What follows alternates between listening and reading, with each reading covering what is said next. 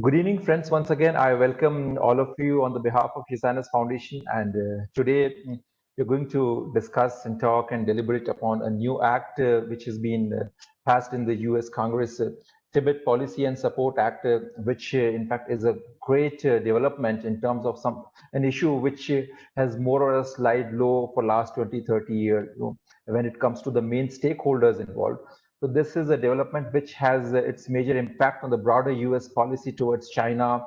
And then there are major expectations from Delhi. So today we are going to talk about it. Joining us today are Dr. Rajeshwari Rajgopalan, Distinguished Fellow ORF and Head Nuclear and Space Policy Initiative.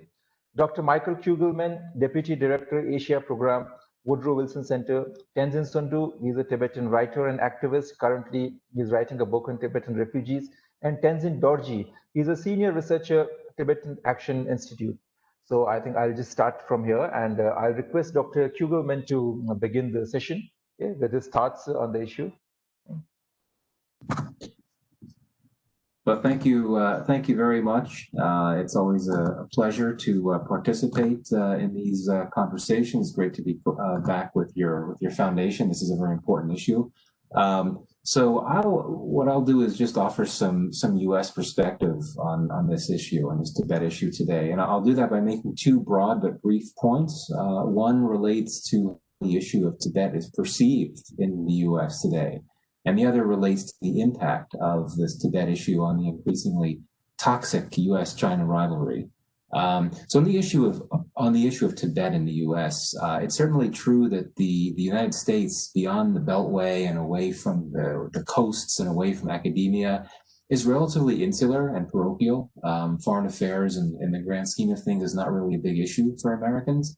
But interestingly, the issue of Tibet is something that's actually has gotten a fair amount of traction over the years, especially in popular U.S. culture. There's some major American celebrities that have long played prominent roles in promoting freedom for Tibet. So I think Richard Gere is the name that comes to mind first, but there are others too. And there also have been a number of movies in recent U.S. history that portray Tibet and portray it sympathetically. 7 Years in Tibet, of course, is one that stands out. It starred a very young Brad Pitt. And it focused on the true story of an Austrian mountain climber's friendship with a young 14th Dalai Lama. And I think it's important to remember at a time when Hollywood has come under fire for its perceived coziness with Beijing, as evidenced by the controversy over the new film Mulan being filmed in Xinjiang, and its producers having worked with Chinese authorities to make sure the film's content meets muster. And then music as well. Many years ago when I was a young man, one of the biggest annual summer music festivals in the U.S., featuring some of the biggest bands in America, was something called the Tibetan Freedom Concert. And it was meant to support Tibet's independence. So my point is that the issue of Tibet has had a significant hold on U.S. popular culture for quite some time. Now, turning to these two recent bills that you've mentioned and what that can mean for U.S. policy, and especially U.S. policy toward China, I think first a reality check or a caveat is in order. Neither of these new Tibet bills has become law. Neither will likely become law anytime soon. The McGovern bill, the first one, it passed the House of Representatives early this year, but it still needs to be passed in the Senate. And the newer one, introduced by Representative Perry, that's just been introduced relatively recently and has not been passed in either congressional chamber. And the pace of legislative movement can be glacial in the U.S. Congress, and especially now with the election coming, everyone's focused on that. So I think it's important not to put the cart before the horse here. Yes, there are two key new Tibet-related bills in the offing, but they'll remain just that for the foreseeable future. They're not laws just yet. That caveat aside, I'll get into this question of U.S. policy. I don't think we should be surprised that the U.S. Congress is coming out with these two bills, these two Tibet-related bills now, and that's because, quite simply, in Washington, there's increasing bipartisan support for taking a hard critical line on Beijing, and by extension for taking more overtly favorable positions on Tibet. It has not always been this way, and in fact there's long been disagreement among different political parties in the U.S., among U.S. policymakers, analysts, academics, about the better path forward on policy toward China. and that's whether there should be engagement or confrontation. But in recent times, unlike in the past, a large political consensus has emerged in Washington, led by but not restricted to the Trump administration, that confrontation is the way to go. And there are caveats to this. The Trump administration has repeatedly emphasized that its criticism of China is not necessarily directed at the Chinese people or even at China itself, but rather at the Chinese Communist Party. And so statements and speeches by senior U.S. officials often explicitly at the CCP without criticizing China more broadly.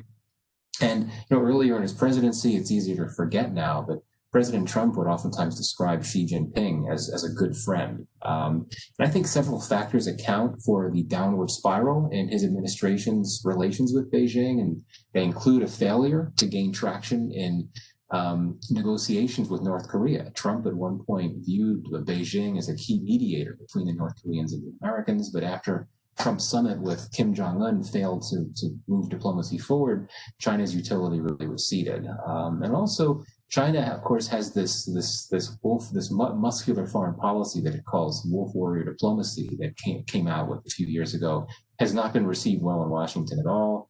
And more recently, the coronavirus pandemic and the resultant economic crisis in the U.S. have given President Trump a strong political incentive, especially with the election drawing near and his public approval rates plummeting. He has a strong incentive to turn hard against China, to blame it for the pandemic and to accuse it of stealing American jobs and things like that.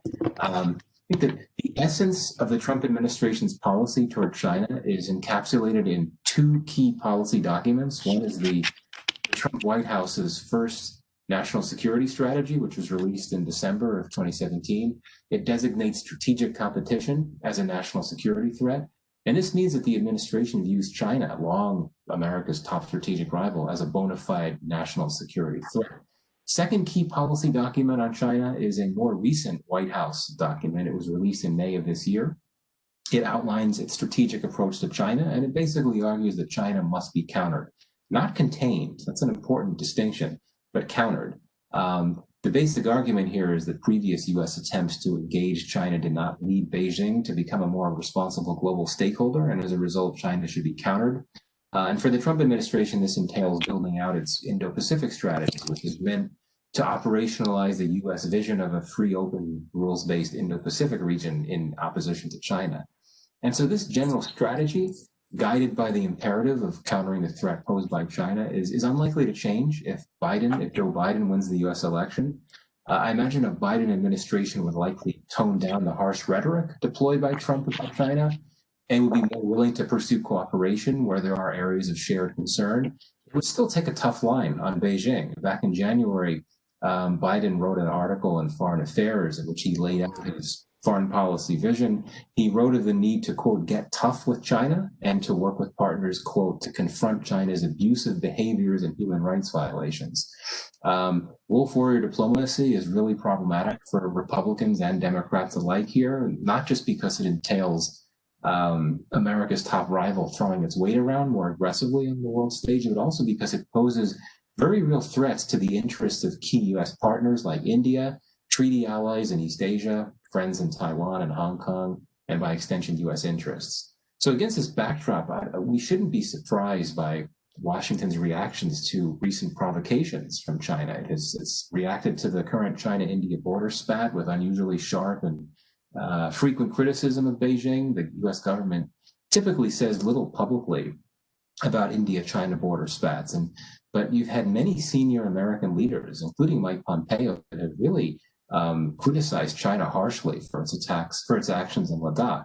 Pompeo has also called Chinese claims in the South China Sea unlawful, which I believe is the first time a U.S. government has said so publicly about Beijing's claims there. And the U.S. government has lambasted China for its national security law in Hong Kong and its threats against Taiwan. So against that backdrop, I think one can see how the policy environment in Washington is increasingly enabling and supportive of more robust expressions of support for Tibet. So the question is this the right policy for the U.S. to take on China, this tough policy? And the conventional wisdom is absolutely yes. Beijing has adapted an increasingly muscular, aggressive policy, one that undercuts U.S. interests and those of its allies and friends, and that therefore it's important for America to push back. And it's also important to, according to the conventional wisdom, to telegraph a message of toughness to a Chinese government that likely implemented its wolf warrior diplomacy, at least in part, because of a perception of flagging U.S. global strength. There are, I would argue, some costs to a confrontational U.S. policy on China. It does reduce opportunities for cooperation in a world where America and China actually do share some interests in multiple spaces. These include counterterrorism, infrastructure development. And if a U.S. policymaker were to look at the Belt and Road Initiative from a purely economic standpoint, one views BRI's effort to create much needed infrastructure, to reduce poverty, to generate employment, things like that, then that U.S. policymakers should have no reason to oppose it, given that those intended outcomes are backed by Washington. It's only when the U.S. policymaker looks at BRI through a strategic lens and views it as a vehicle for an expansion of China's footprint and as a potential Trojan horse for Chinese military expansionism, only then does the U.S. opposition set in. So the combination of shared interests and poor relations with China lead to squandered opportunities for Washington, including an inability to forge deeper cooperation in Afghanistan, a place where the U.S. and China actually see eye to eye on a number of levels. So to conclude, my view is that while this is all true and well and good, current circumstances suggest that U.S. interests are better served by continuing to take a tough line on China. Look at China's increasing power, the way this power is deployed increasingly aggressively. If you look at the countries and regions that this power threatens, it's quite clear that the U.S. cannot just sit on its hands and go soft. If there is a Biden administration that takes office, it would likely not, as some observers suggest, try to soften the U.S. position toward China. Rather, it would soften U.S. diplomatic efforts so that it can better cultivate cooperation with more global players to push back on China in a more collaborative, collective fashion. And certainly India would be one of the global players in mind here. So, to end here, does this mean that I see a day coming when the U.S. president would start openly calling for Tibet independence? No, I do not think we're at that point. But I would contend that U.S. policy and global geopolitics, and particularly this increasingly hostile U.S.-China rivalry, it's all stacked in a way that there's more space and more of an enabling environment for, at the very least, pro-Tibet legislation in Washington than would have been the case some years back before the U.S.-China rivalry began to explode in ways that it has today. So I will end there and look forward to hearing from my co-panelists. Thank you, Michael. Thank you for sharing your thoughts. Now we'll come back to you with the questions. Now, first, Dr. Raj, share her thoughts on the issue. Thank you, Abhinav, and it's good to be part of this conversation. It's an important theme for our discussion, and I think the U.S. bill on Tibet has provided us a context to really discuss the possibilities, what are the kind of feasible options for the near term, and so on and so forth. But I think from an Indian perspective, when I look at it, I think there are a few questions that come into mind. Does the U.S. bill change China's positions on Tibet Autonomous Region? And of course, then how will it impact on India's own stand? When I look at from the Indian perspective, I think it's been now more than 4 months since the Indian and Chinese military forces have been engaged in the border standoff in Ladakh on the Sino-Indian border, including the killing of 20 Indian soldiers. A few weeks ago, a few shots fired. So in a sense, both India and China have broken several records of sorts. And I think it is somewhat difficult to imagine that it will be business as usual after the current clash in Galvin when it comes to India-China relations. And I think Ashley Ellis put it very nicely when he said, Sino-Indian relations can never go back to the old normal. They will reset with greater competitiveness and in ways that neither country had actually intended at the beginning of the crisis. And I think that sums it very well in terms of where we are in terms of the bilateral relations and how do we see the trajectory looking into the future. So clearly, the Galvin clash has been a game changer, at least as far as India's view of China is concerned. So there is, in a sense, a pre and a post-Galvin moment in India's foreign policy and strategic engagements. In the post-Galvin Indian foreign policy and security engagements, India is, of course, more antagonistic towards China, willing to take on more favorable position on Tibet, Taiwan, and so on and so forth. But again, I think it remains to be seen how this is all going to play out. If there is some semblance of normalcy that is brought into the bilateral relations between India and China. So clearly, there have been several calls, growing calls, especially among the elite public opinion makers, to say that there has to be a stronger response from the Indian government this time around, including calls for enhanced, stronger support for Tibet and Dalai Lama. My argument is that while we should not look at Tibet as a card, but I think we have our own interests in pursuing the Tibet issue in a bigger way, enhancing our support for Tibet and the Dalai Lama cause.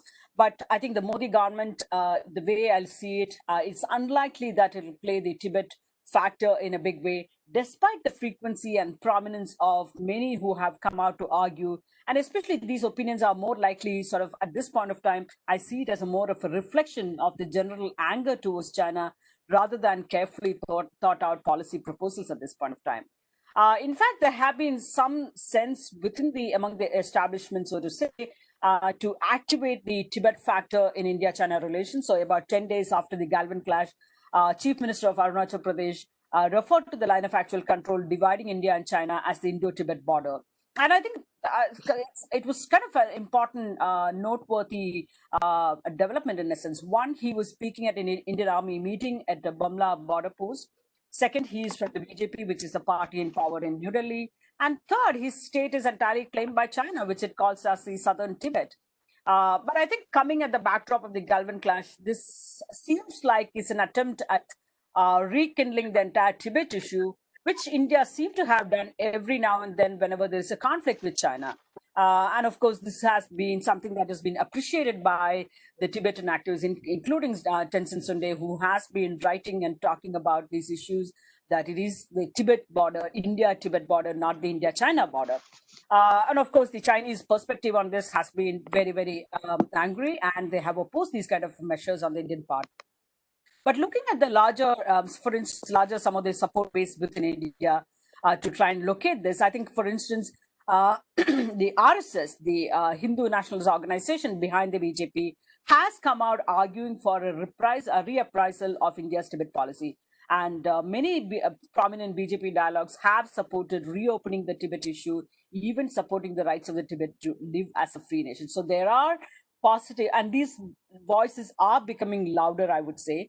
In fact, in the post-Galvin period, you have seen a number of senior officials, former officials, senior, for instance, a retired army officer, wrote about the strategic importance of Tibet when he said that time has come to challenge the very legitimacy of the Chinese claim over Tibet. Similarly, a former RNW officer, which is the former Foreign Secret Service of India, wrote, Mr. Krishan Verma wrote, saying that he argued that a new policy approach in Tibet has the real potential of causing major turbulence in China's underbelly. He added that India might do well to align India's policy with that of the US and support the Tibetan policy and support. So in a sense, there is a growing sort of a sentiment that we have to do something serious about Tibet. Whether this will fructify into a policy from the government, I think it still remains to be seen. Even among the sort of popular media, again, this has been something that has been taken up by several national level newspapers. Hindustan Times, that has been carrying several op-eds over several editorials over the last few years to say that New Delhi needs to shed its hesitation, not just because Tibet is a card, but is intertwined with the values of freedom and peace, central to the vision to resist China. It went on to say that India has continued to respect China's core interests, but Beijing has not reciprocated, and therefore, again, saying that honoring Dalai Lama with the Bharat Ratna, which is India's highest civilian honor, it is time for India to take up the rights of the Tibetans in international platforms, build deeper links with the Tibet younger generation, and so on and so forth. So there is a growing set of sentiments saying that there is something that needs to be seriously done about India's Tibet policy.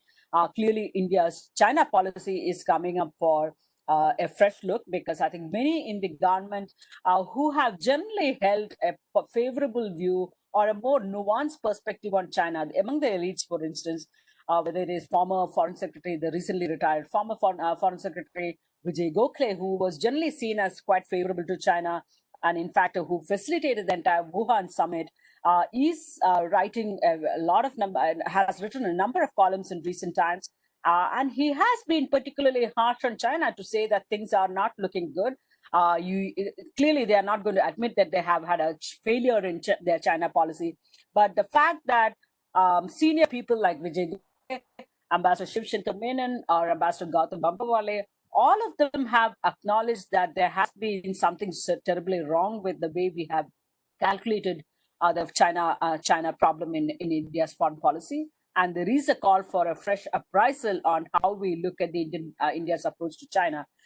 So again, whether this will fructify into something more significant, I think there is. I think part of the problem is the Indian inconsistency in Indian approach to the Tibet issue even under the Modi government.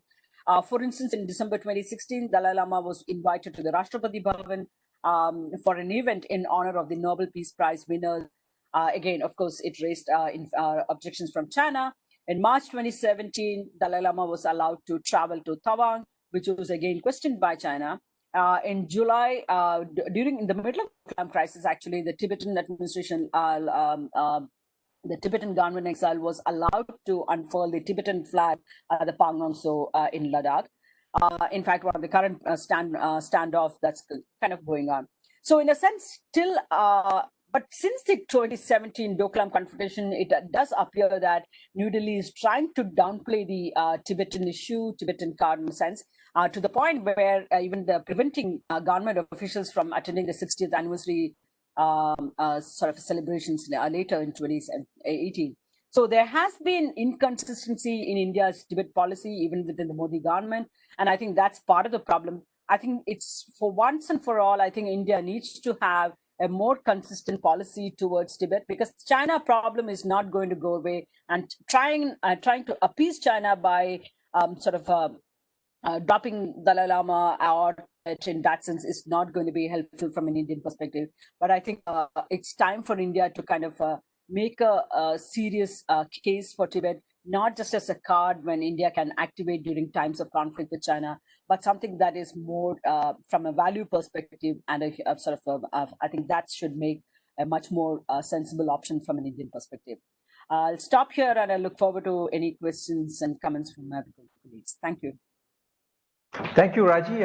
We'll come back to you with the questions, but before that, I'll invite Tenzin Sundu. Tenzin, please share your thoughts. Like, what do you expect from Delhi, especially after this big move in the US? Okay, so I'll continue with what Raji said. What I share with Raji is that we are both born in India. Although I'm a Tibetan, I was not born in Tibet. I'm born in India. My parents came from Tibet, so I'm the second generation, educated in India. Though Raji and I, our lines are different. I'm an activist. She's a scholar, but I write articles once in a while. So my perspective is a little different because I have the responsibility of a Tibetan refugee fighting for the independence of Tibet. So I look at India's policies on Tibet a little differently. So I think for a long time, even after 62 Chinese invasion of Arunachal Pradesh, there was a freeze moment where India said, let's not talk about China, Tibet at all. Just freeze it. And you will see in any of the Indian textbooks, whether it's a school textbook or college textbooks, none of them talk about Tibet.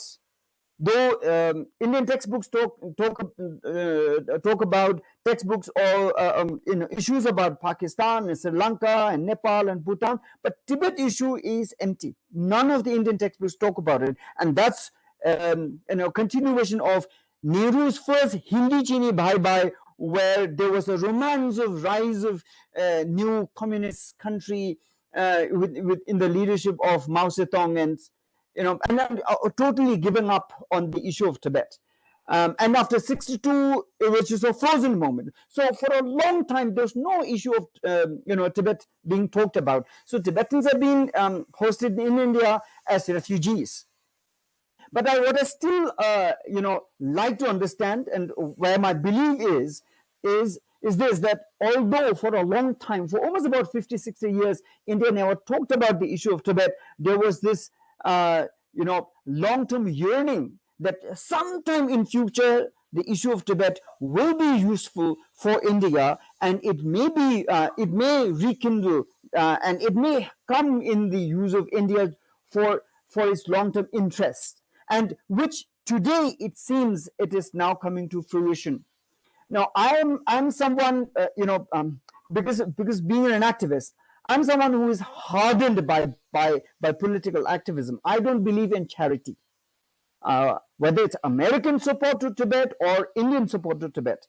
It is hard-won, national interests. For example, why did India liberate Bangladesh and created Bangladesh as a free and separate country? It was not India's love for Bangladeshi people. It was India's political necessity to divide to East and West Pakistan and created Bangladesh as a free and separate country. Therefore, India is relieved. Why did America support the Tibetan freedom struggle in between 1954 right up to 1971? Why? Because at the time, Americans were completely against the rise of communist Mao Zedong. So the Americans were supporting the Tibetan freedom fighters with, sending in small military support, even training Tibetans in the Colorado valleys, and then sending them back to Tibet to fight the Chinese PLA. So the support was limited only to irritate the Chinese, not to gain independence for Tibet. But Tibetans were nonetheless using whatever was available. In India, for example, we have taken the refuge. His Holiness has been here. Tibetan government in exile is here. We have 1,100,000 Tibetans living in India. But India, even today, in 2020, even today, India says Tibet Autonomous Region is a part of People's Republic of China. India's stand has not changed. So, looking at all these past experiences of what India says, 70 years of relationship between India and China, and India still says Sino-Indian borders. With all this, what I see is there is rise of political necessity for independence of Tibet for both America and also for India. India has been saying, this is the 70th years of relationship between India and China, but suddenly things changed. Last year, in the month of October, when Xi Jinping came, India was expectant of China's possible investments, and therefore, when Xi Jinping came to Chennai, he was jailed in Chennai prison for 12 days, while Xi Jinping was, touted around everywhere as the state guest. I hope Modi ji is regretting that decision, because Xi Jinping has stabbed Modi in the back by doing this Galwan Valley and all the things that are now continuing. So what the change that had happened up until now is India knows that China is not a country to trust or build a relationship with. But there was a facade of relationship that has been created both by previous Congress party and now BJP, who have been saying that we have civilizational relationships. India never had civilizational relationship with China. It's always Tibet. So covering up on that, India created this kind of a facade relationship with China. Now even that facade relationship is unmasked. Therefore, India today is having to stand up for its own national integrity, for its own sovereignty, and also, most important thing, what China has done by doing this Galwan Valley massacre on India is nose down on India to say you are nothing, and China's competition is with America. So that is such a national hurt for India. So therefore, India, I'm sure, will stand up. It's not about Tibet, it's about India's national interests. So India would take up the issue of Tibet when it is needed. And today it may be just the beginning, but it will take up the issue of Tibet more. Now, something small about the issue of Tibet. Tibetans, when we first came out of Tibet, of the Tibetan, Tibetan plateau for the first time, like my parents who had never seen a train or a bus or a truck. Today, we are 100,000 Tibetans living in India. We have 70,000 Tibetans who are living in America and Europe and everywhere. They are now citizens of those foreign countries. Today, we are internationally connected. We are not a big population in exile, but we are hugely connected. We are doing everything possible. And most importantly, we have created leadership in the form of democracy. His Holiness the Dalai Lama has been leading us in a non-violent freedom struggle with a vision that we will recreate Tibet as a free and independent in future. But his language had always been that he is seeking for autonomy within People's Republic of China. And my personal view about this is that this is a proposal created in the limited position where this is all that we could get, seeking support for autonomy. And this was useful for some time to maintain the movement, sustain the movement for some time. But now is the time has come where we have to move forward for independence of Tibet, especially when China is being isolated by international community because of COVID-19, and also because China has been bossing around in South China Sea, in Asia, and also competing with America in a big way. So if America does not really keep up together, if the Republicans and the Democrats keep on fighting, one of them may win, but they will lose the battle to China. So therefore, everybody really has to keep watch and make sure that they are able to maintain not only their own sovereignty but the dignity in their own existence. So therefore, issue of Tibet is today becoming useful for America and also for India, and therefore America's this Tibet support policy 2019,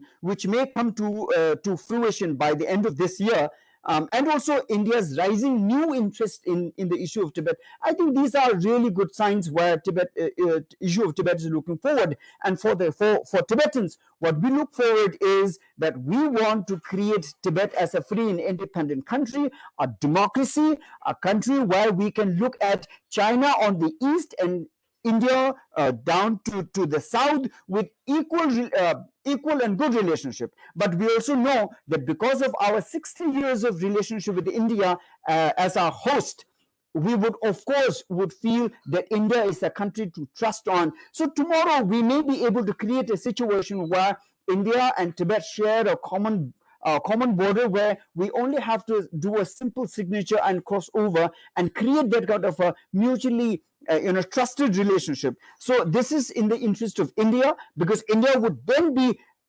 relieved of the Chinese pressure that is really niggling India today to such a point. And so therefore, if that is a true promise for India, India has every reason to fight for Tibet, not for Tibetan people's interests, but for India's interests. And it will come to a point if India works with United States and Australia and Japan and many other countries on a multilateral campaign. And this is what the internationally Tibetans are looking forward, and also creating this kind of a campaign around the world. This is my first statement. Thank you. Thank you, Tenzin. Thanks a lot for sharing your thoughts on the matter. Now I'll request Tenzin Dorji, please come and share your thoughts on the issue, and then we'll have a question and answer. Thanks for the invitation, and I think I'll just say a couple of things to add to what the other speakers have said. So I would like to start with the recognition that I think the bad news right now is that Tibetans have been awake to China's threat for a very long time, and the world has been sleeping for a huge part of this time, actually. And I think Tibetans have grown our voices have grown kind of hoarse after all the screaming and shouting to warn the people, to warn the different nations of the world about the threat that the Chinese government and the Chinese colonial regime poses to the world, to democracy, to liberty, to our security, and we've been ignored for a very long time, and we've kind of grown used to being ignored, and we talk about I think the genocide that is unfolding in East Turkestan right now, which China calls it Xinjiang, the homeland of the Uyghur people, right? Definitely the beginnings of a genocide. The evidence that have come out of China, and some people have pointed out the fact that it's hard to say whether what's happening in Xinjiang is genocide or not, because there isn't enough evidence that is black and white or clear. And we don't have all the evidence. Not all the evidence have come in yet. Not all the data is in yet. All of which is important arguments. But I think one important thing to keep in mind is the word genocide is not only, sorry about the noise, that's my daughter.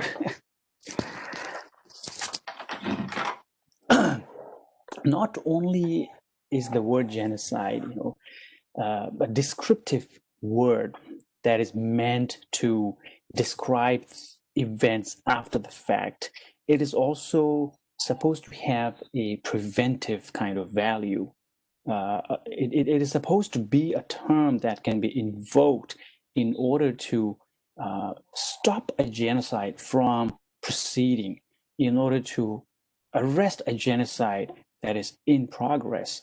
That was one of the main intentions of Mr. Lemkin, who coined this word.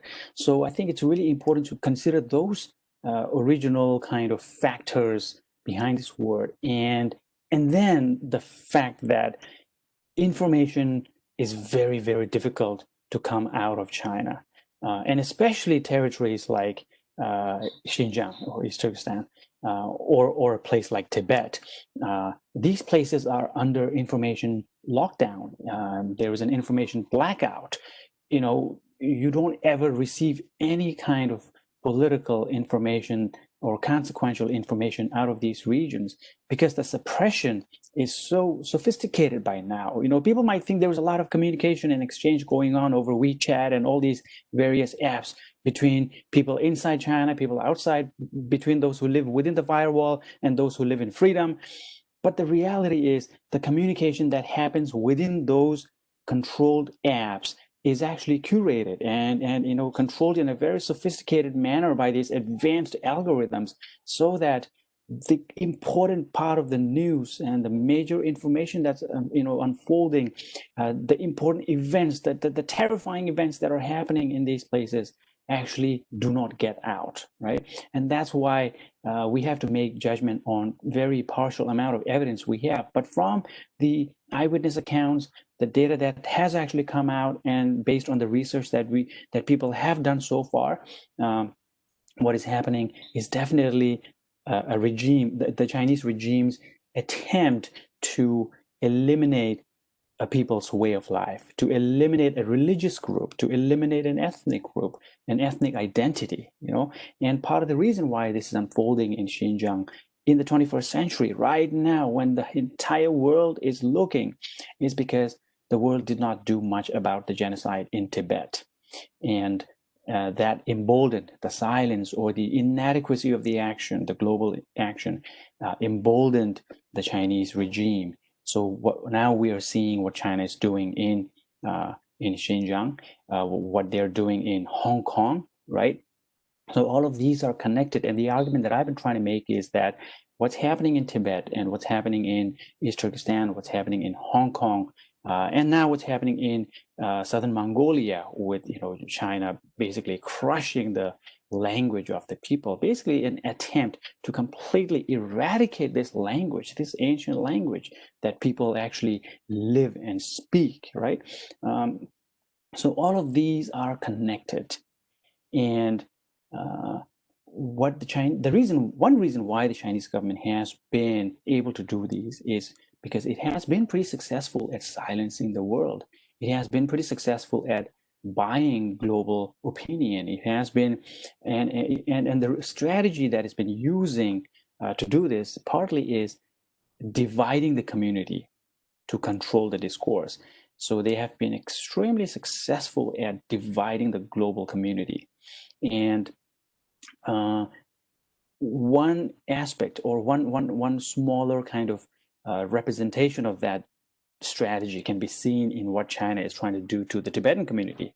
One of China's longest running strategies for dealing with the Tibet movement and the freedom struggle is try to divide the Tibetan community against itself in order to make it impotent, in order to make it powerless, in order to make it completely neutralized and silenced. And that's exactly the strategy that China has been using against the world, dividing all of the countries within the liberal world order from one another. And China would never really meet in these kind of multilateral forums where a group of countries can put some pressure on China. And partly America's fault for giving that kind of forum up a while ago during the Clinton era, going for bilateral relations, counting on bilateral relations and bilateral dialogue to try to put some pressure on improving human rights. But everything that the free world used to have in terms of a pressure over the Chinese government's behavior basically vanished once the forum turned into a bilateral kind of forum, so that China now can have these, supposedly, they can pretend that they're having these dialogues with various countries about human rights, but they do it individually with each country, with New Zealand, okay, with Sweden, with America separately, and tomorrow with France, and the day after tomorrow with India, or and each of these countries are one by one browbeaten into silence, and China buys the silence of these leadership, and partly they do it through a strategy of division. And of course, it doesn't stop there. The Chinese government has been expending tons and tons of resources into buying politicians, frankly, and of course, I think we all are very familiar with the way it has bought politicians in Nepal for a very long time.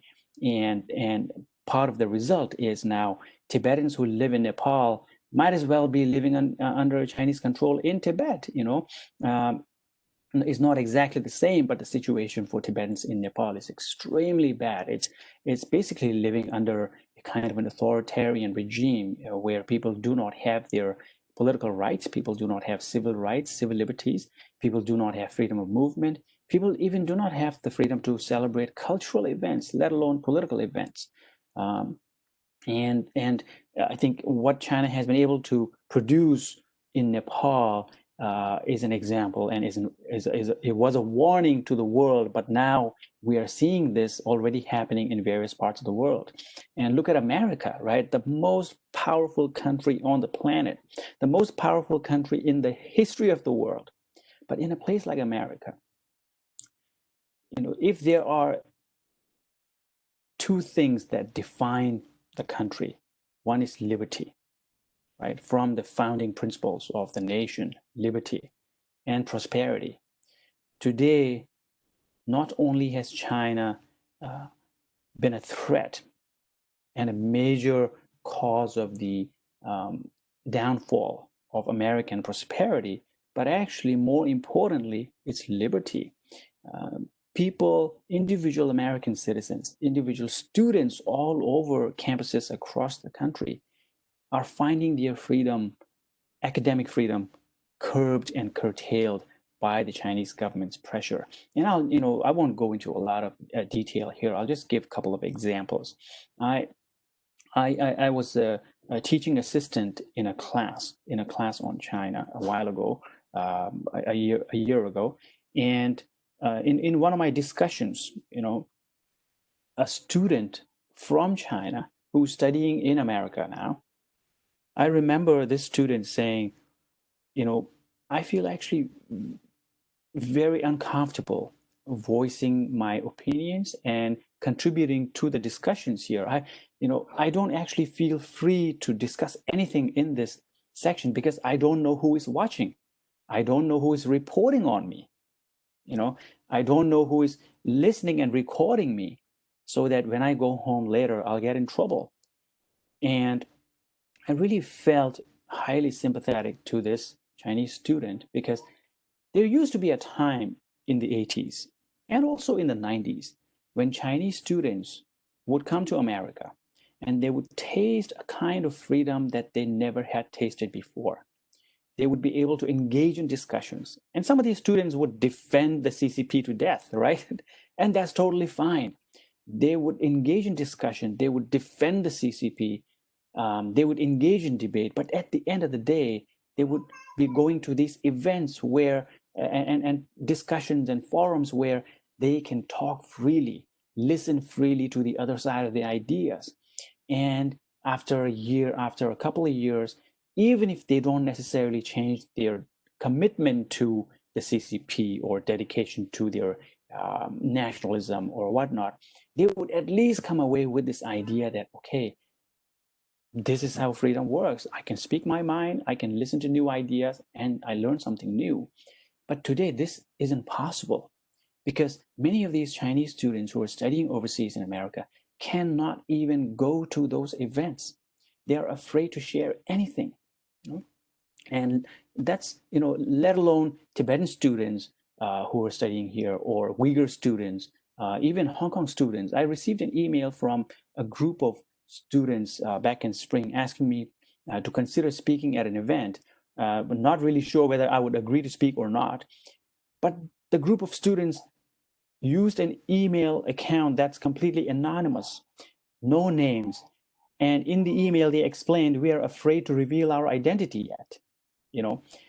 This is what America has become, okay?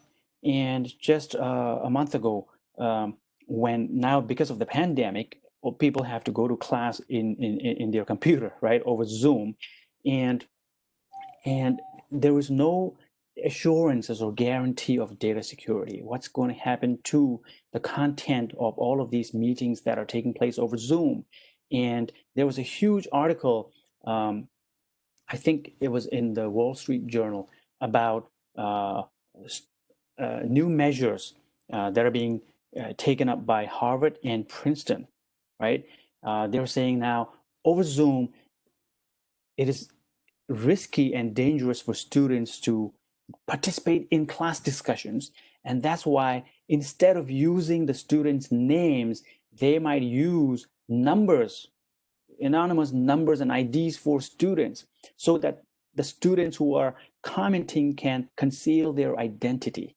Okay, this is the state of the world right now. Okay, this is the state of education and academic freedom, or lack thereof, in America right now.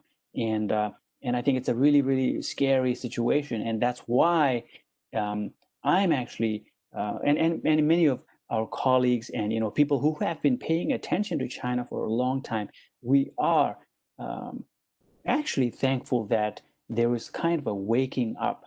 The global community is slowly, a little bit late, but still eventually slowly waking up to the threat that's being posed to freedom over the world by the Chinese government. And how are we doing on time? I should start wrapping up. Can do a time check? Do I have like Yeah, 1 minute? 1 minute? yeah, I think, yeah, 2 minutes. Is okay. 2 minutes, okay? Yeah, All sure, right. yeah. Okay. And the last thing I would say is liberty of the Tibetan diaspora being under threat, whether Tibetans are living in India, Nepal, America, Europe. And one particular strategy that the Chinese government has used is using the visa as a bait, using access as a bait, right, as a weapon. And they kind of do this thing where they dangle a visa in front of your eyes, to be. And the important thing to keep in mind is every Tibetan living in exile, every Tibetan living in the diaspora, have family and relatives back home in Tibet. So what the Chinese government tries to do is that use this visa strategy to entice people to want to apply for a visa. And once they do that, the kind of detail that they take from the applicant is such that they establish a link between Tibet and exile. Okay, so this person who is applying for a visa is connected to that family in Lhasa, and that woman who was applying for a visa yesterday is the niece of that family in Litang or Amdo Ngaba. That's what they do. And once they've established these links, it's very easy for them to use it for repression. As some have called it, relational repression. But basically it's a kind of repression without borders, and they are using Tibetans living in Tibet as kind of a hostage situation to control the Tibetans living outside Tibet and basically silence the communities and divide the communities, and in the end just kill the movement. That's what they've been trying to do. And one way to fight back against that is something that India can do, and we've been trying to, suggesting this to the U.S. government as well. What India can do is, I think, extend the kindness and the support that the Indian government has extended to the Tibetan community for a very long time, and just expand it beyond the Tibetans who came here a while ago, but extend it to those who came a little bit later. There are tons of Tibetans who came here later in the 90s and 2000s, whose situation is much more dire, whose security is much less assured compared to older Tibetans like Jundu and me, who were born in India back in the day. Right? So I think for those people, they are in a very, very precarious situation. And I think extending some kind of guarantee to them and going, not just documentation and, security measures, but also in terms of assistance, other kinds of humanitarian assistance, so that these people can succeed in India. That will go a really long way to stem the threat that's coming from China, that basically tries to silence people outside in India, right? So I'll end over here, and just one last word of the good news. I think I started with the bad news, but I think the good news is the reason why China is doing this, especially the reason why China is carrying out genocide in Xinjiang and recolonizing Hong Kong, and now these labor camps. We heard the news last week about in Tibet. The reason why they're doing this to crush everyone is because China is insecure. The leadership is extremely insecure. There are three main types of legitimacy that people talk about. One being democratic legitimacy. Every 4 years, every 5 years, you hold an election, and then after that, you get a new government or the old government with a new legitimacy, right? You renew the legitimacy. China doesn't have that. Not a single person can vote in China, right?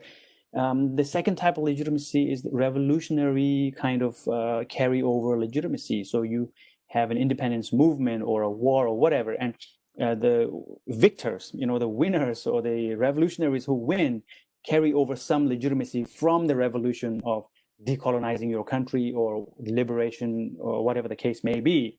But that legitimacy eventually runs out, right? You can carry it for 5 years, 10 years, 15 years, but beyond 20 years, you run out. You have to show something, and that's where performance legitimacy comes in.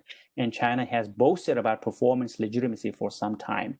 That is the only leg out of the three-legged stool of legitimacy, the only leg that China has been able to boast about for the last 30 years. But now that particular leg is also shaking, and the pandemic is going to make things much worse for the economic part of the situation in the future. But that leg is shaking, basically, and China is finding its legitimacy being undercut and declining, and that's part of the reason why it's highly insecure, and that's making it even more bellicose than before. So that I just want to throw that in there. Thank you. Thank you, Tenzin. Thank you very much. Session. I think our first question for Tenzin. Question is from Monica. Just a sec. I'll repeat the question here. She says that Z emphasizes more on multilateralism. So she wants to know your comments on the recent remarks at the UN about protecting and promoting multilateralism. I mean, how do you look at it? Okay. If Xi Jinping is talking about multiculturalism, I think he's the last one to really talk about it. He is someone who is being dictatorially homogenizing entire China and the occupied countries, and now Xi Jinping is exporting that kind of dictatorial regime, uh, someone who is a dictator in and out, but dressed in what is called the gentleman suit and necktie and tingling wine glass. He's now exporting that to countries like Africa and South America by luring them with money. And these are debt traps that Xi Jinping is laying all across the world. But this year's COVID-19 is the one that has exposed China, and now none of the governments in the world can say that we have a relationship with China. And if there is any relationship with China today, it is only those governments, heads of the governments, or these people who are running these political parties. They are the ones who are privately benefiting, while the national GDP, the national treasure, and also, most importantly, the culture of democracy and freedom has been denuded because Xi Jinping is someone who's leading entire world community in that way. But COVID-19 has exposed that facade relationship. Now, in that way, because I live in India, today the government cannot say we have a relationship with China. If there is any relationship with China, it is the relationship where, where China has backstabbed India, and India is having to stand up for its own freedom and to respond to China that you cannot bully us. So, if Xi Jinping is talking about anything about multiculturalism, he is only talking about the culture of dictatorial regime and sharing that idea to the rest of the world. And even within China, the beautiful cultures and languages, civilizational heritage that the East Turkestan Uyghur people have, or the southern Mongolia, or the Manchuria is dead today. The great Manchurian Empire, who used to rule over China for almost about 250 years, and ruling from there, that Manchurian people today, 20 million Manchurian people are living today, but they have become Chinese.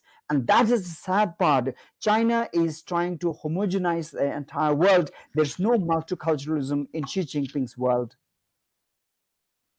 Thank you. Thank you, Tenzin.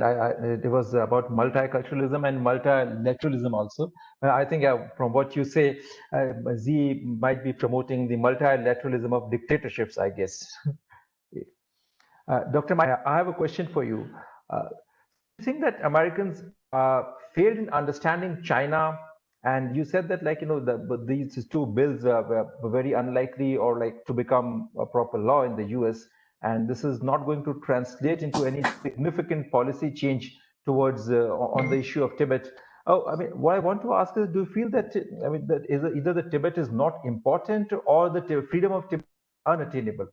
And if not now, when China is threatening the global order based on rules-based world order, if not now, then when to counter China and how to counter China? I hope I make myself clear. Yes, absolutely. Thank you. And I really enjoyed the presentations from our other panelists. Really quite fascinating. So to clarify, I didn't say that it was unlikely that those two bills would go through, but I said that if it happens, it's not going to be for some time. But to your question, it's a tough issue in terms of U.S. thinking on Tibet.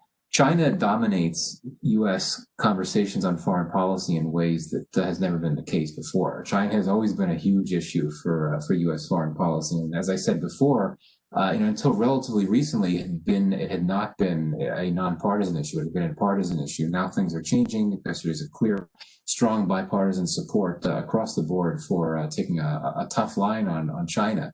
But to what extent does that mean that could translate to taking a tougher line on Tibet? I'm not sure if I would go that far. The idea of I mean, it's one thing to have legislation. It's one thing for a lot of countries. It's something else completely for a U.S. president to actually openly call for the independence of Tibet. I think that's just not seen as a practical. I mean, perhaps from an ideological or an activist standpoint, certainly many in America would agree with that. But from the perspective of policy, and particularly those occupying high positions in policy, I think it's an unrealistic prospect at this point. For all we talk about the desire to push back against China and counterbalance its rising power in the Indo-Pacific region, I don't think, even despite how toxic the relationship is now with China, I don't think that there would be a desire to make the type of move like that would be considered incredibly explosive, certainly from Beijing's perspective. So I think that it's just a matter of U.S. interests not being in a position yet where they're ready to risk that type of response. That's not to say that the U.S. is holding back in terms of pushing back against China. I mean, we've seen the things that have happened just in recent months. As I mentioned before, the very strong critical messaging from senior U.S. officials about everything that China is doing, from Ladakh to Hong Kong, Taiwan, South China Seas, and all that. But it would be a whole other order of magnitude to go from those things to saying something about, we now support a free Tibet. It's a very different matter to have members of Congress pushing forward laws, but for an actual presidential administration to go there, don't think they're ready yet. And certainly, regardless of who the next U.S. president is, there will be a desire to keep doing whatever is necessary to work with partners in the region to balance China through the Indo-Pacific strategy.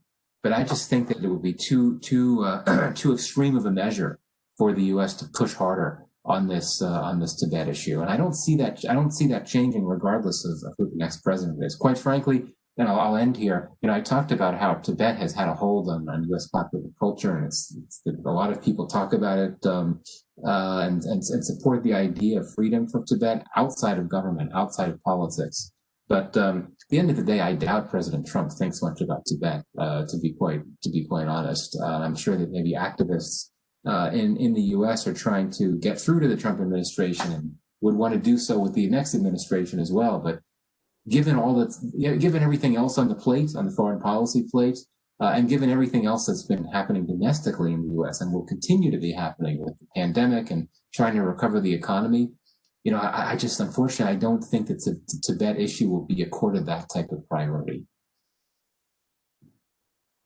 Thanks, Michael. Thank you. Yeah. Dr. Raji, we have a question for you.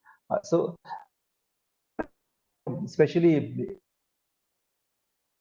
establishment, Indian diplomats, like we also fail to understand China. First is this, and second, so now the recent, I would say the strong posture against China, even on the matter of Tibet, is it just going to be one ad hoc kind of a thing, like it has happened in the past, or it is to be followed by more concrete action on the Tibetan frontier? Thank you for that question, and I think it's. Unfortunately, it seems like it's the Tibetan question keeps coming up every time India is in a conflict path with China, and this has been a pattern, so to say. So it's not very clear. And for me, looking at the Modi's government, a government that battered so much on national security, I think the Galvan clash and the response that it has shown so far, it's been very, very disappointing. The kind of statements that have come out from the government and a range of response measures that has been taken or not taken, in a sense, I think it's been far more disappointing. So I'm not too sure that this government is really capable of or willing to. I think both the capability as well as the willingness issues there. So capable of doing something meaningful and constructive when it comes to the Tibet issue. I would have thought that this would be the case. This government would have been able to do something because previously, when during other earlier conflicts, when the BJP was in opposition, you did see them criticize the Manmohan Singh government, the Congress-led government, repeatedly on repeated occasions. But there has never been things of this kind that has, a situation of this kind, this magnitude that has happened on the Sino-Indian border since the 1962 war, and yet we don't see a sort of an adequate or appropriate response from India at this point of time. So it's very difficult to say how the Modi government will take up Tibet issue in a strategic manner, or is it just kind of playing it more like a card? To to sort of irritate China, or to get some sort of a bargaining space, it seems like, but not really looking at Tibet as a long-term in a longer-term strategic perspective. I think that view is missing in a sense. Second, on the question whether India has messed up with China, of course, I think we have messed up with China. And I think we have messed up with China in terms of our long-term strategic approach. We continue to believe, and this is something like going back to the 50s, how Nehru believed that in China will never attack India. That was his conviction, and I see very similar conviction today with Modi. That before Galvin, Modi was always he had that there is not going to be a war. He got carried away so much with the Wuhan summit and so on and so forth. He started believing in that. But I think, to me, the power differential today between India and China is so vast that China doesn't care about whether you have because I hear and I see so many commentaries written by former diplomats who keep saying that, oh, we have the 1993 agreement, we have the 96 border defense agreement, we have border CBMs, where there are so many established protocols. Even ministers, the external affairs minister has talked about it, saying that we have established protocols to deal with situations like face off on the border and so on and so forth between patrolling parties. But the fact is that it's almost like China is living by the dictum that says that rules and regulations are for the weak.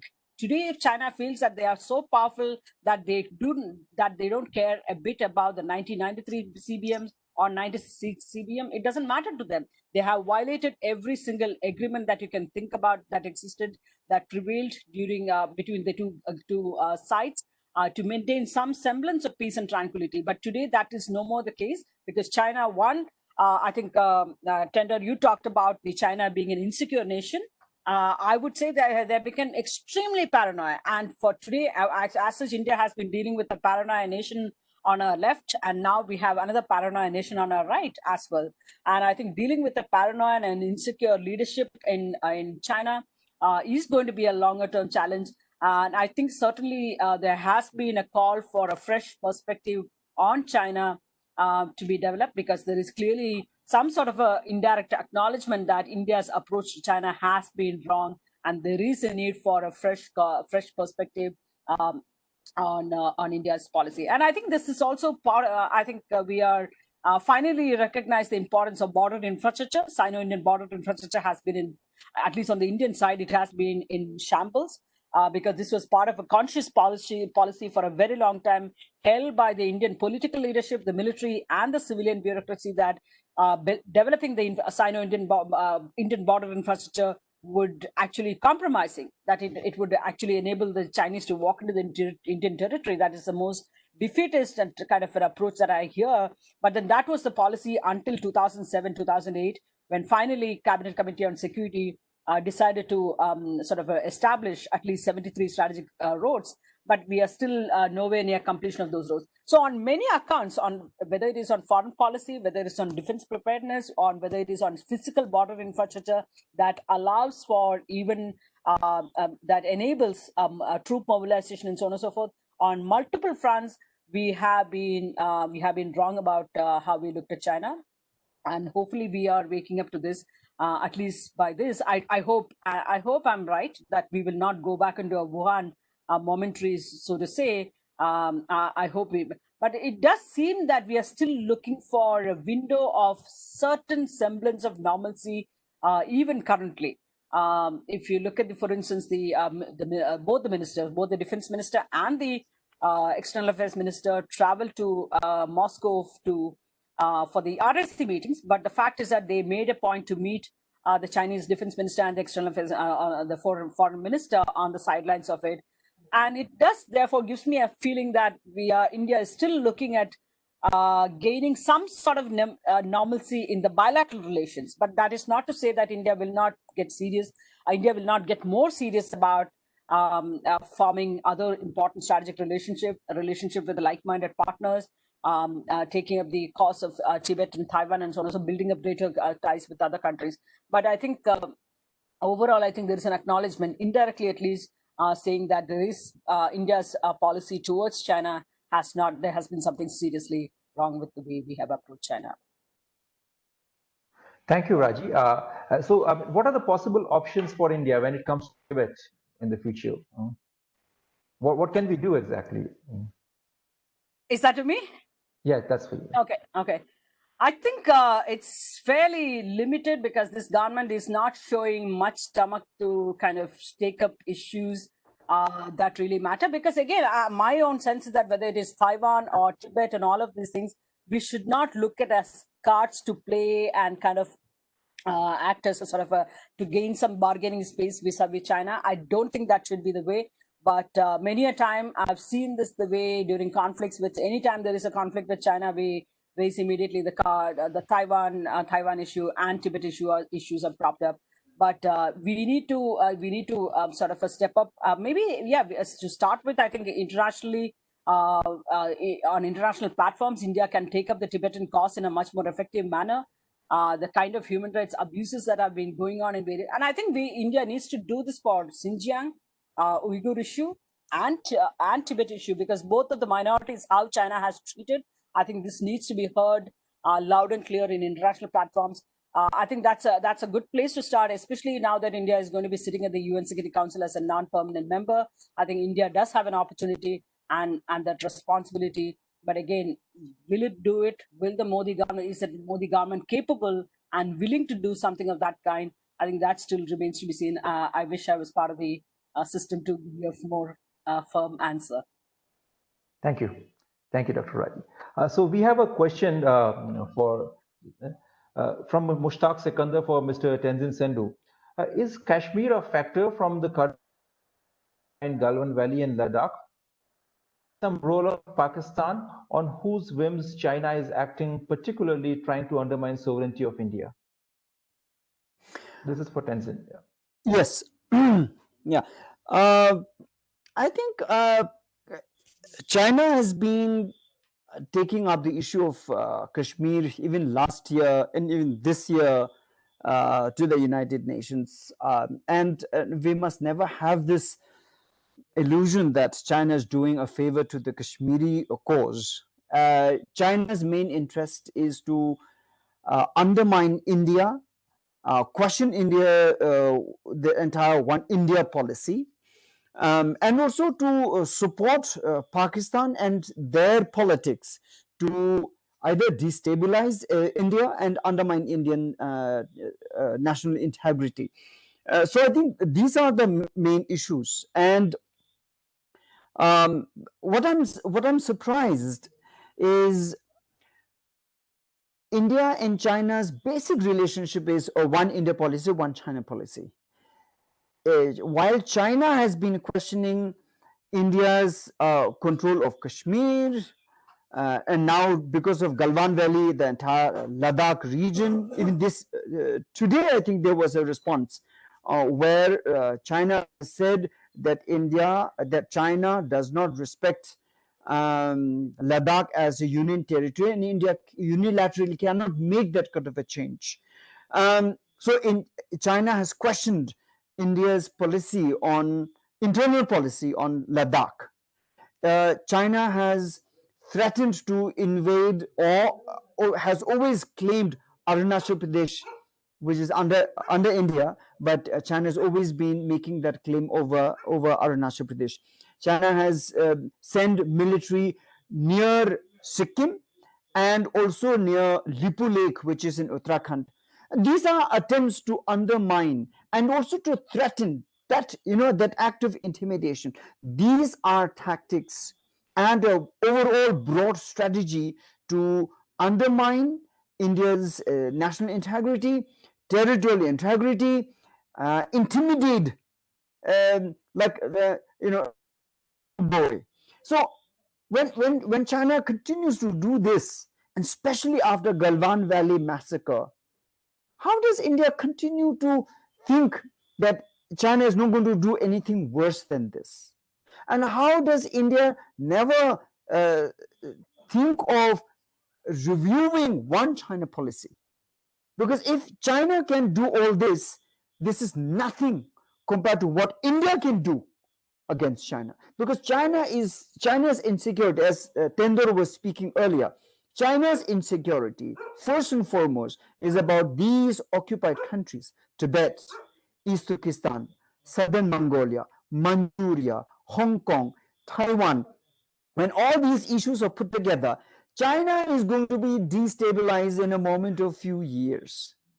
What India is forget about questioning. India is not even thinking about it. And Raji very clearly pointed out, how is this government not willing to take up these issues? What is stopping today's Indian government from questioning China?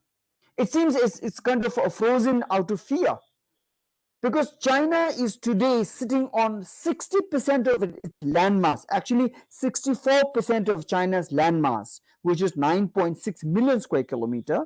Out of that, 64% of China's landmass is occupied country. If Tibetans rise up, if Uyghur people rise up, if the Mongolians rise up, and if these freedom struggles within China rise up, and if at the time, if the Hong Kong people rise up again, and the Taiwan continue to fight for independence of Tibet, independence of Taiwan, China is finished. So China has million times more issues to be worried about, to be insecure. But India is not taking up any of those courses. In fact, for Galwan Valley, India has not been able to give any suiting response. We have to see what is stopping India, and I'm sure I would like to think and believe that India is thinking, planning to come out with a stronger and more long-term strategy to respond to China, because China is not going to stop here. Tenzin, so I have a question. Yes. Indian diplomats feel that, the central Tibetan administration itself is not being very active or very strong on this whole Tibetan issue. Like it seems that they want to go for a middle path as Tibet under some kind of a Chinese, autonomous Tibet under some kind of a Chinese overall Switzerland. What do you have to say about that? Why is the Tibetan central administration is not coming out very strongly? Well, I think there is a false perception that exiled Tibetan government is free to make their own decision. Exiled Tibetan government firstly is grateful to Government of India for the refuge and little freedom that Government of India has given to practice its own democracy in elections in once in 5 years. All of that. But we know India practices one China policy, and India has always reminded Tibetans not to engage in what is called anti-China activities, not to do any political activities on Indian soil. These are regular reminders that have been dishing out to Tibetans again and again. I've been to Indian jails for protesting, just democratically using freedom in India as an individual to protest. And I've been to jail 14 times. कितने बार jail जाऊं यार, है ना? लेकिन अगर भारत की सोच नहीं बदलता है, तो this is the time where I would like to think that India and Tibetans must come together and struggle for the freedom of Tibet, which is also in the interest of India. So therefore, it is not that the CTA, Tibetan Government in Exile, is not speaking up. Tibetan Government in Exile is within the Government of India. So therefore, Tibetan Government in Exile functions in adherence to Government of India's policy. So, given a choice, who wouldn't want independence of their own country? I believe that Tibetan Government in Exile will take 10 steps more if Government of India takes one single step to question China. So we have Indo-Tibetan Border Police, we have Indo-Tibetan Border Force. Then why are we not having Indo-Tibetan border at all? We have Border Police and Border Force, but we are still calling it Sino-Indian border.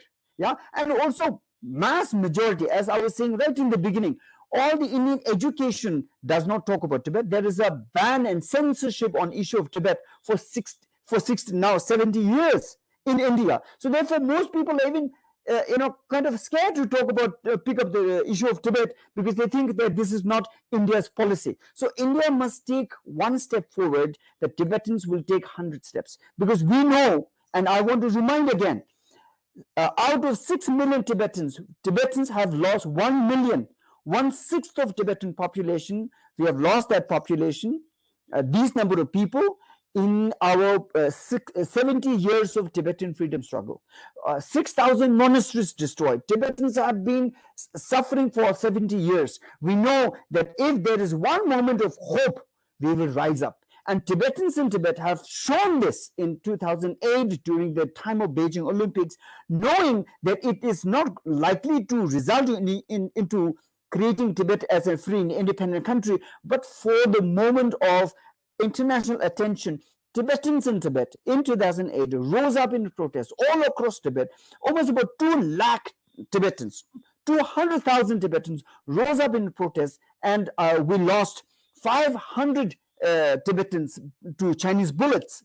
And after that, a number of Tibetans went missing. They got jailed. Some of them are fighting court cases. Even today, they are in jail. So we know that Tibetans rising up is costly, but Tibetans are willing if there is moment of hope. So if India takes one small step, we will take 10 steps. So in Tibetan government in exile, we understand it functions within the government of India. Can I actually add something to Zundu's answer just now? Because I think that's a very important point. And like, as Zundu said, I think among the Tibetan people, if you talk to people individually, if you talk to any Tibetan, there is this unquestionable desire for independence, for freedom, not just as an individual, but as a nation. I think what Tibetans want, what independence means, because when people say complete independence, it sounds like a really radical demand, like an unreasonable demand, But what Tibetans want is actually equality of nations. We just want to be like other nations. We just want what other peoples have, no more, nothing more than that, right? And the distinction between independence and autonomy, in terms of basically being the right to self-determination, the external right to external self-determination and internal self-determination, right? They can be similar, but there are some distinctions. But at the end of the day, I think one thing that's really important for us people to understand is the mechanism. I think there is a vicious cycle as a mechanism that is supporting the middle way right now. And the way it works is, even though the Tibetan public, even though the Tibetan individual, right, wants full dignity and full self-determination and wants to live in a country that is owned and governed by Tibetans, even though that is the case, even though our Indian supporters want to see an independent Tibet, and even though our American supporters actually, right, and make it, European supporters or anyone put in there, I think the world largely wants to see an independent Tibet actually. But the problem is the vicious cycle that we are kind of caught up in, and that cycle is the Tibetan leadership, the Tibetan government, for example, actually early on came under a lot of pressure to settle for a lower demand. The Tibetan government used to stand for independence. The Tibetan leadership used to stand for independence, actually. The demand was independence. But over the course of those years, when the world was trying to appease China, when America was trying to appease China after Kissinger and Nixon went to China and made friends with Mao, one of the first things they did was dismantle the guerrilla base in Mustang so that they could eradicate the Tibetan armed resistance to the Chinese colonial regime, right? And since then, what many countries have done is, in order to facilitate the convenience of their trading with China, they put pressure on Dharamsala, they put pressure on His Holiness, they put pressure on the Tibetan government to change the goal to autonomy, because that is more convenient for these countries, right? And the Tibetan government, as a result of these various types of pressure, adopted the middle way approach and started pursuing autonomy instead of independence. And now, today, as a result of all of these changes and evolution, the public understanding is that the Tibetan government pursues middle way, and that seems to be what makes it difficult for other countries to support Tibetan independence. But the weird thing is, when I've spoken with members of Congress in the US, and they often tell us, listen, I am actually fully supportive of full self-determination for Tibet, for the Tibetan people, which could mean independence. And I actually have no problem with independence. I think Tibetans have a right to independence. So people tell us that. And among the Indian leaders and friends in the government, I remember this occasion when a very, very high-ranking Indian politician, came to an event, and he gave this rousing speech. At the end of the speech, he said, we Indians, the Indian nation, we support Tibetan's independence, right? He just slipped his mouth. His Holiness was sitting right by his side, and he took a look at His Holiness. This was just a few years ago. He took a look at His Holiness and said, oh, I mean autonomy, So I think there is this natural desire among people to support independence, but these people think that the Tibetan government chose autonomy out of its own free will and free desire, and the autonomy is what the Tibetan government and the Tibetan people would choose under a circumstance, under a scenario where they have choice of anything. If they can make any choice, what would you want? And they think Tibetan government wants autonomy and middle way, but the Tibetan government thinks that they have to go with middle way, because if they go for independence, the Indian government will abandon us. If Tibetans go for independence, the US will abandon us. They will stop giving us aid. They will stop giving us humanitarian assistance. They will stop giving us any kind of support, political support or anything, right? And this is the vicious cycle as a mechanism that I'm talking about. And we have to break out of this vicious cycle. I don't know where that can start, but right now, the middle way approach has become, as a policy, so ingrained or embedded within the Tibetan community. At the individual level, if you talk to people, independence is the answer. That is the burning desire of people. But at the community level, at the social level, one's intersubjective kind of pressure and social kind of interactions come into play, then people think, oh, I have to say autonomy, I have to say middle way, and that's how it works. So one place, and one place where it can start is if Indian government and Indian leaders start saying, if the Tibetan people want independence, we should support independence. If the Tibetan government tomorrow goes for independence, that is their right, that is their birthright, that is their swaraj, And if more American leaders, congressmen, and I agree with Dr. Kugelman that it is very, very difficult to imagine an executive, the administration itself making an announcement tomorrow, we support Tibetan independence. It's very unlikely. But in Congress, in the Senate, the other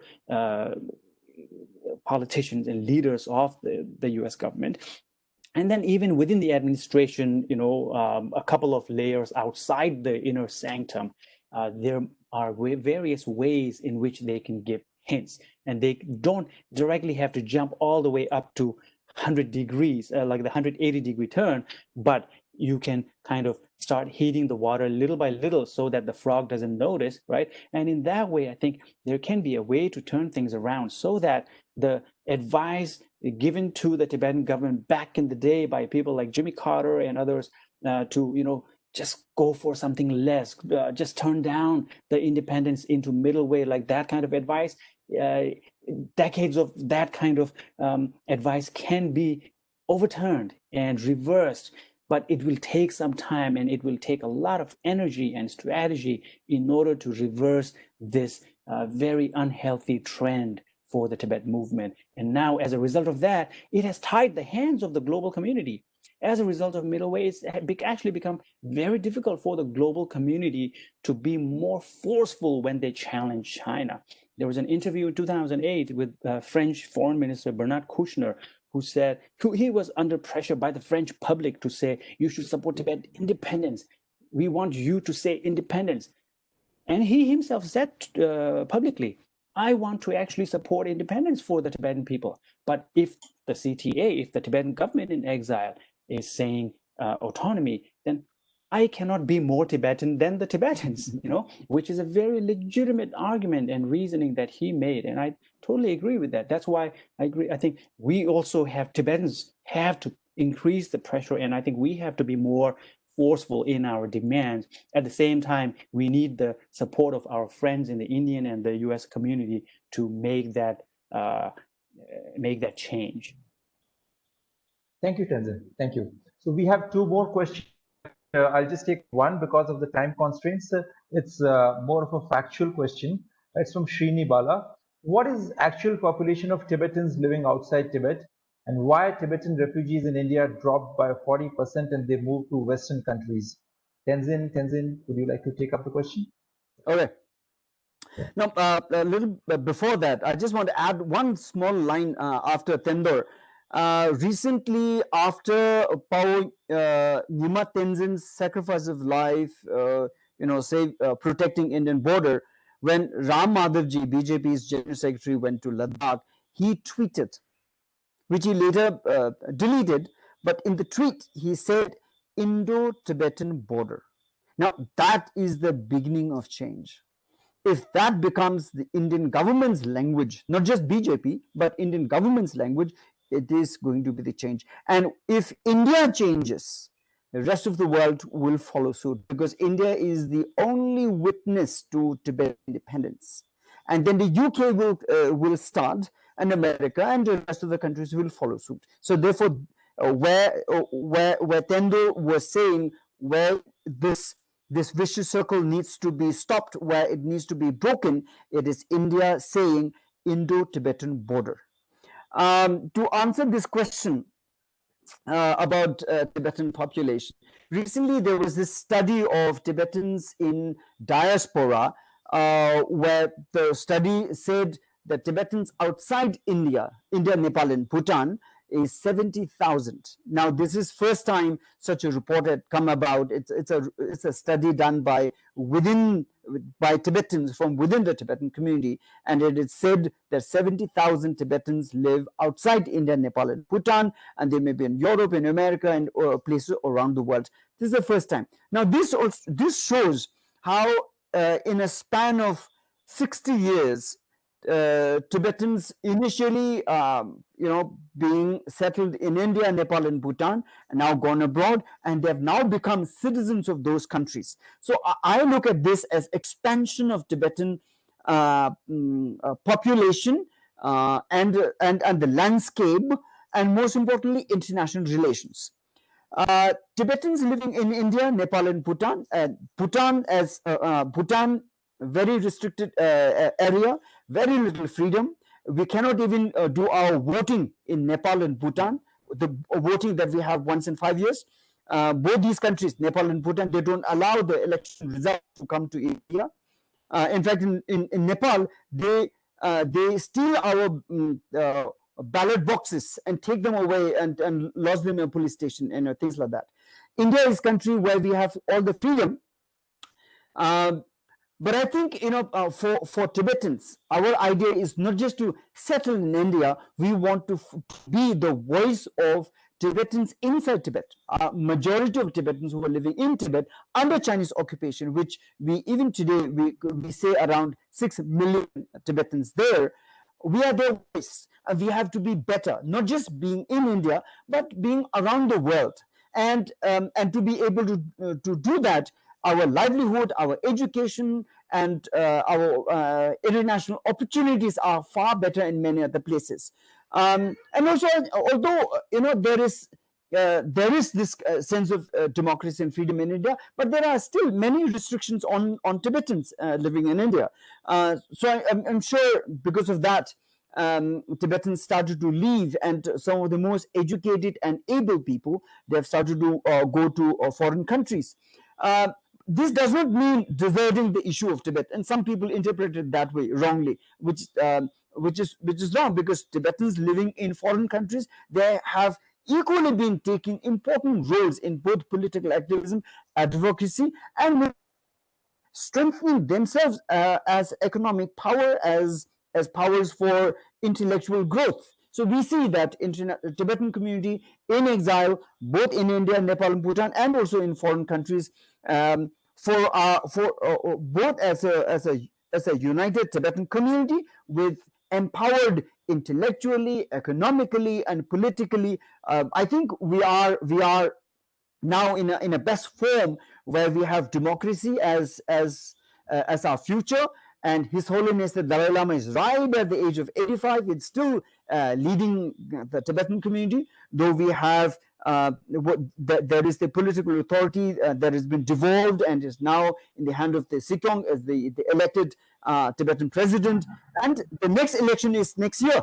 In the month of January will be the prelims, and in the month of April we're going to see the finals of the election. So a new president of the Tibetan community is going to come about, and so this is a most forward-looking Tibetan community, and with support from India and many countries around the world. I'm sure our cause is always forward-looking and very hopeful. Thank you, Tenzin. Thank you. Yeah, and thanks, Michael, for taking Monica's question. So with this, I would end. I would like to thank all our esteemed speakers. Looking forward to more of such scholarly engagements in the future. I'll also thank our guests and for joining us today. And we'll be organizing more events. Please join us in the future also. Before I end, I would just like to share some ideas which I got from my interactions with the Indian Army officers who have the vast experience of dealing with China. So they just feel that, well, China can invade your universities, your markets, your businesses, your media, but their weakness lies in the fighting part. As we can see, their army is mostly conscription army, and in the recent standoff between India and China, the Chinese got tough time and they got taste of Indian army's mental and physical strength. So in the future, I mean, if India has a more stronger force posture, I think, I mean, that's going to work stronger in terms of pressurizing China. Okay? That's what the Indian army officers who have great experience of dealing with China, they feel that, this is a country which is really good at influence operations, but a stronger force posture is going to work more effectively. Okay? So with this, I end. And today, it's China's National Day. And this webinar is our humble tribute to Chinese Communist Party. Thank you very much and good night. Okay. Thank you. Thank you. Thanks very much. Thank you.